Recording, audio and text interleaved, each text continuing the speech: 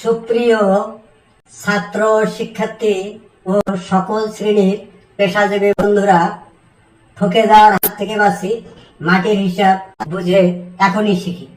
মাঠের জমি কাটেন, পুকুর ভাগ করেন, সেক্ষেত্রে আপনাকে অবশ্যই মাটির হিসাব জানতে হবে, নইলে অনেক টাকার গচ্চা দিতে হবে।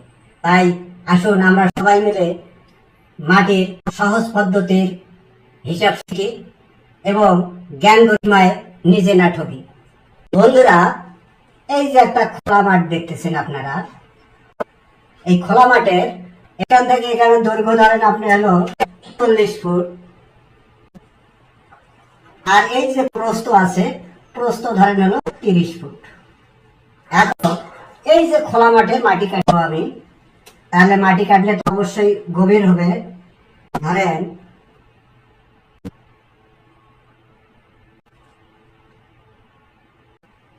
এটা গভীরতা ধরেন হলো 3 ফুট।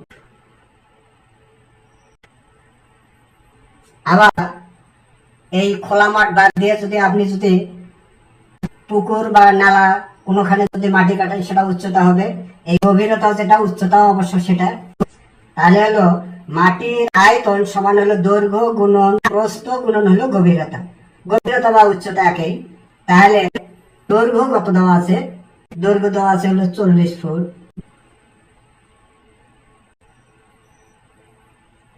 গুণন হলো প্রস্থ হলো কত? 30 ফুট, আর গভীরতা কত দেওয়া আছে? 3 ফুট। এখন টোটাল আমরা পাই কত? 3 4 হলো 12, 3 12 কত? 3600। এই 3 ফুটে গুণ করলে হলো ঘন ফুট।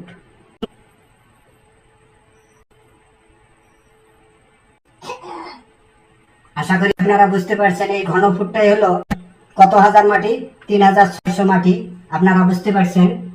তাহলে অনেক জায়গায় অবশ্য এই হাজার হিসেবে কোনো মাটি কাটা হয় না, সেখানে কুয়া হিসেবে ব্যবহার করা হয়। সেটা এই যে একটা জিনিস জানেন, আমরা জানি, এটা অবশ্যই আপনাদেরকে জানতে হবে, এক কুয়া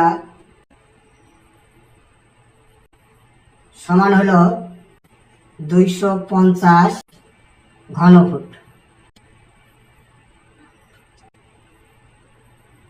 তাহলে 30 যদি আমরা 250 দিয়ে ভাগ দিই, তাহলে আমরা কুয়াটা পাবো। তাহলে হলো এই 3600 ভাগ হলো 250,